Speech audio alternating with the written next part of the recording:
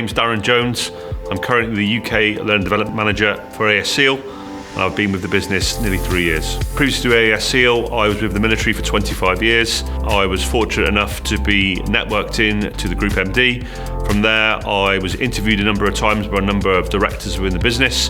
I then did some work experience and had an opportunity to look at the business and them to look at me, and a job offer came off the back of that. My day in AES is pretty varied. The working environment tends to be quite reactive because it's very operationally focused. So it's all about customer service, quality, time and cost related. So you really never know what you're going to come into any one day. So it's quite reactive and it's trying to make ends meet to get products out the door to keep the customer happy. Whilst looking at other organisations as part of my resettlement, AES stood out to me that everybody was really nice and made me feel really welcome, and that was a massive part of my transition from the military to Civvy Street. So within my role, generally I've got freedom to movement to do what I think is best for the business, whereas the previous organisation we worked in was a lot of red tape.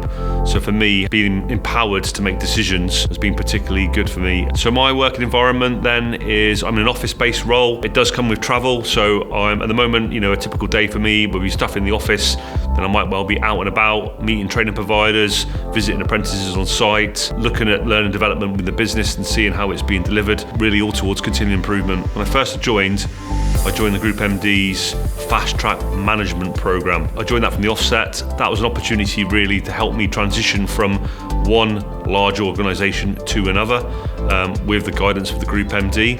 So I did that for about 2 years, and that was really useful to me. Along with that, really, then I've done a number of vocational courses, mental health first aid being one of which. The only other thing really I've been doing is coaching and mentoring.